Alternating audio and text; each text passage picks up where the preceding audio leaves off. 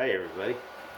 We are on number 2 recipe for fermentation week, and that is going to be fermenting some dairy products because I want to make yogurt for the first time ever, and I'm going to see if it turns out as good as all the YouTube experts say it's going to turn out.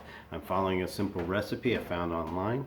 It uses only 3 ingredients, and it uses the tool that we've had for a while, but I've never used the button, and that is the Instapot, in this case the Crock-Pot Express, and it has this yogurt button on it. I don't know how it works, but I'm going to try to figure it out. And based on what I've seen so far, I have the ingredients I need. Okay, the first ingredient that I need for this is milk.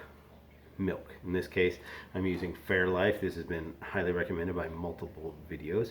This is whole milk, and it is ultra filtered milk, and it looks like it may be flipping the words around, but if you can read backwards, you're in good shape. Okay, ultra filtered milk or homogenized milk is highly recommended. This ultra filtered milk, ultra pasteurized milk, is supposed to be the one to use when you don't use the boil method for creating your yogurt. So this is what I'm going to go with.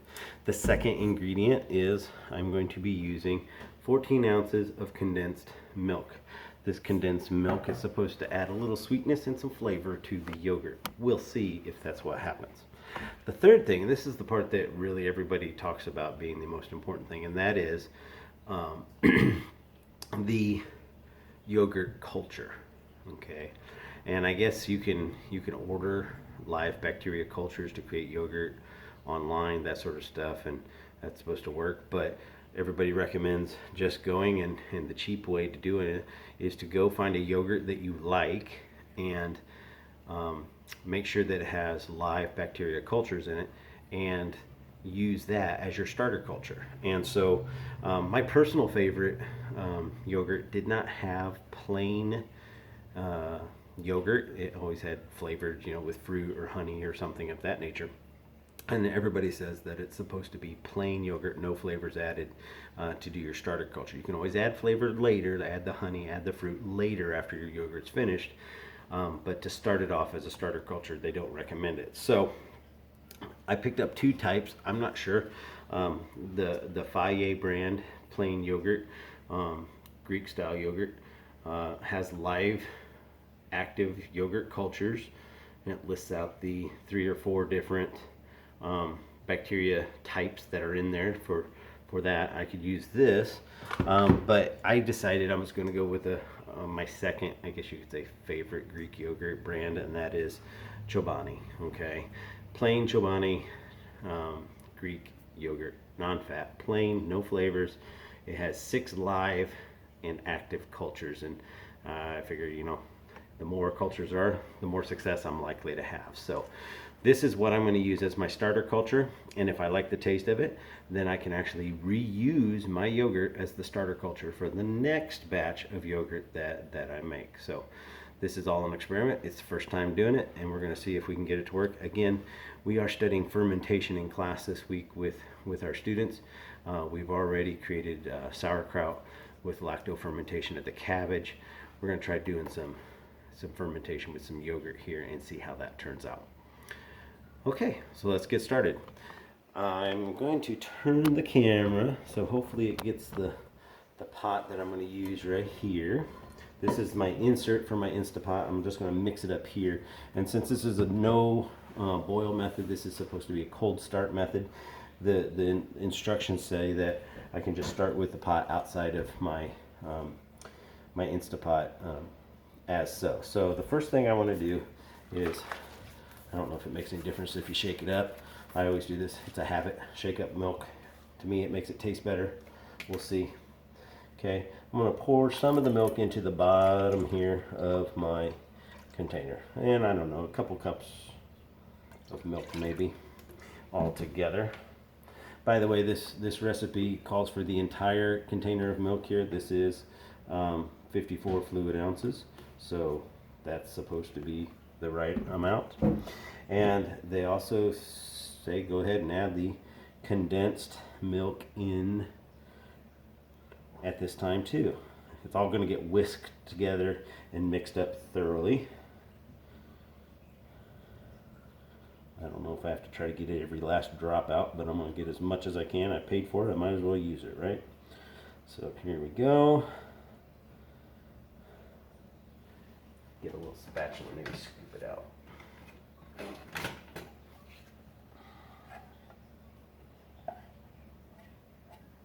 There we go, that's pretty good. All right, so we got our condensed milk inside here. Okay, now the next thing is my whisk. I'll give this a little whisk, kind of stir it up a little bit. That condensed milk's very thick stuff, and it definitely is thickening up the milk at this point. But now the next thing that we add is our yogurt, okay? And I don't need the whole container. I only need 2 tablespoons is what it calls for. So I'm going to get 2 tablespoons of yogurt. Put that in. There's 1. Let's get this one in, make sure that's a full tablespoon. Yep. There's 2. And I will save the rest for a little snack later, I guess. All right, now we need to whisk this all together so it's completely smooth. We don't want lumps. We don't want anything like that. So I'm gonna whisk it all together. I'm right-handed, so I'm gonna do it this way. I could change the camera angle, maybe. This is what you get here. Extreme professionalism in the kitchen with Kabrick. We've debated different names for this. We've said quarantine cooking with Kabrick. We've said active cultures in the kitchen with Kabrick. I don't know, a lot of alliteration going on here. All my language arts colleagues will be so proud of me right now. I know, a shout out to Miss Desper in our family and consumer science class. She's probably looking at this going, oh my gosh, science and food, it's a magical combination. Okay, I'm getting some good foam here. I'm getting some frothiness. I'm gonna kind of swirl it around, see if I can see any chunks floating through. I don't know. I've seen people use a blender. I don't know if it'll make a difference, but I'm just going for it. First time for everything, and you learn from mistakes as well as you learn from your successes. I always tell the kids that failed experiments sometimes yield the greatest results. So we'll find out. I just hope this yogurt doesn't turn out to be disgusting. All right. I think we're in good shape. All right. So the next thing I'm going to do is I'm going to go ahead and pour in the rest of my milk. And I'll give that a good stir before we put it into yogurt mode on the Instapot. So I'll give this a good stir.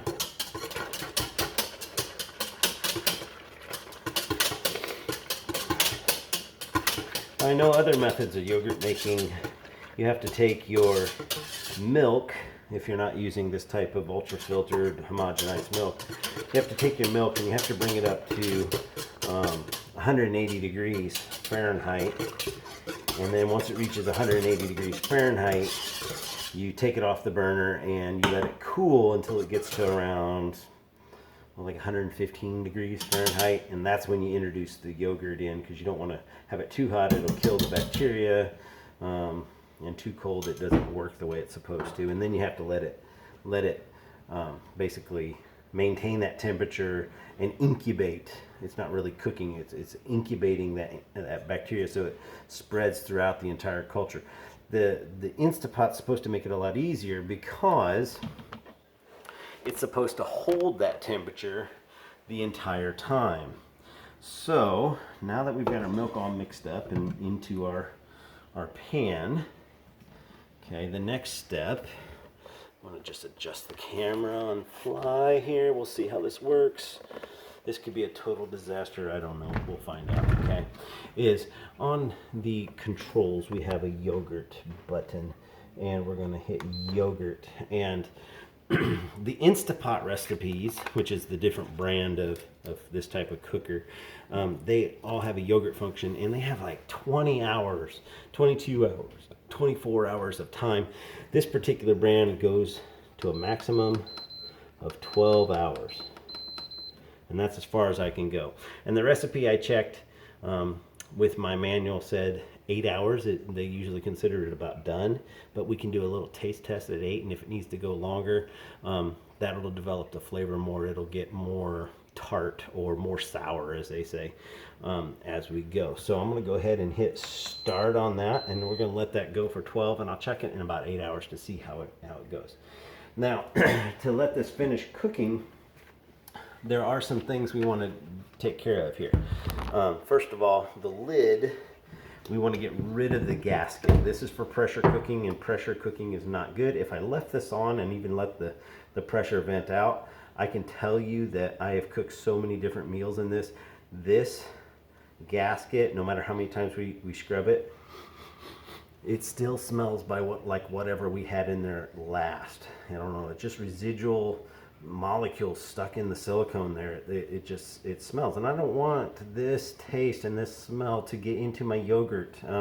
Something tells me that a pot roast flavored yogurt, well, that just doesn't sound right. It sounds like some sort of strange science experiment, which ironically enough, this is science class. So I'm just not going to take that chance. So we're going to get rid of that, and then this lid here is going to go on, and I'm going to make sure that it's set to the vent as well, so that any steam or any extra heat or moisture that comes out can vent out. Now I've seen some people who are doing this, they suggest using a glass lid. I don't know if our glass lids on our pans will fit this pot. In fact, I don't even see a glass lid that looks like it's even remotely close to the right size. Let's check. Oh my gosh, it actually works. Okay, forget what I said about this lid. We're not going to use this. We're going to go with the YouTube experts that are out there. We're going to use the glass lid. Here, it's got a little vent hole that will allow steam to escape, plus any other steam can escape around the edges. So that's what I'm going to use to cover up my yogurt. I've seen some people, they say use a dinner plate and just place it on there, and then you can take it off and check as you go, that sort of stuff. But from what I've been told, all I have to do now is wait, and the Instapot and the bacteria do the work on its own, which is the cool thing about fermenting. Most of the time when you're fermenting, it's the bacteria that's doing the work. It's nothing that we have to do. And it's just, okay, we chop a vegetable, we slice it up, we put it into the salt solution, or we put it into the crock pot, and we mix up the ingredients, and then we just wait. In fact, that's probably a pretty good a thing to have for lazy people like me. You know, if I can just set it and forget it, to rip off a totally probably trademark slogan, but if I can just set it and forget it and leave it go and then come back later and it's done for me, that's the best type of cooking. Okay, that's the best type of preparation I can think of. So that's exactly what I'm going to do. We've mixed our ingredients, we put it into the express pot, the Instapot, and we've set it on the yogurt setting, so it should be maintaining the proper temperature the entire time. We're going to check it in 8 hours, see how it is. After that time, if it tastes right or it looks right thickness wise, I will then place it in the refrigerator so it can cool down completely, and then my yogurt will be ready to consume. So next time that I take a look at this video, hopefully I'll have a nice little bowl of yogurt, high in protein, healthy for you, homemade, and yeah, enjoying it, fermenting it. Fermenting is fun. Science is fun. And that's how easy it is. We will see you later, and I'll be sure to update the final post.